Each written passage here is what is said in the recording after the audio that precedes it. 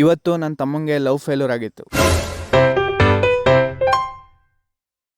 ನನ್ನ ವಿಡಿಯೋ ನೋಡ್ತಿರೋ ಎಲ್ರಿಗೂ ನಮಸ್ಕಾರ. ಎಲ್ಲ ಚೆನ್ನಾಗಿದ್ದೀರಾ ಅನ್ಕೋತೀನಿ. ಎಲ್ಲ ಚೆನ್ನಾಗಿರಿ, ಆರಾಮಾಗಿರಿ, ಖುಷಿಯಾಗಿರಿ.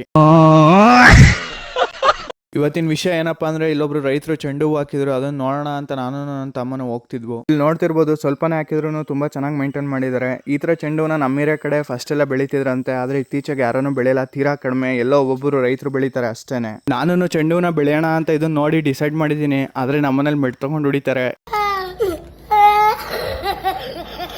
ಯಾಕಂದ್ರೆ ನಾನು ಬರೀ ಹೇಳೋದಷ್ಟೇ, ಮೇಂಟೈನ್ ಮಾಡೋದೆಲ್ಲ ಅವರು. ಹಂಗಾಗಿ ನನಗೆ ಮೆಟ್ಟಲ್ಲಿ ಹೊಡ್ತಾನೆ.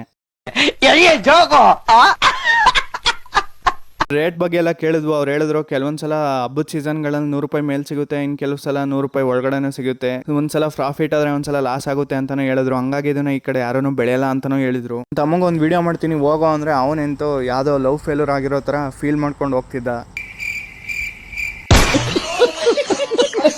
ಆಗ್ಲಿ ಇತ್ತೀಚಿನ ದಿನಗಳಲ್ಲಿ ರೈತರು ಬೆಳೆಯೋ ಬೆಳೆಗೆ ಸರಿಯಾದ ಬೆಲೆ ಸಿಗ್ತಿಲ್ಲ. ಅದು ತುಂಬಾ ಬೇಜಾರಾಗುತ್ತೆ. ಏನೇ ಆಗ್ಲಿ ರೈತರುಗಳು ಬೆಳೆಯೋ ಬೆಳೆಗಳಿಗೆ ಒಳ್ಳೆ ಬೆಲೆ ಸಿಗ್ಲಿ ಅಂತ ಕೇಳ್ಕೊತೀನಿ. ಮತ್ತೆ ರೈತರುಗಳಿಗೆಲ್ಲ ಒಳ್ಳೇದಾಗ್ಲಿ.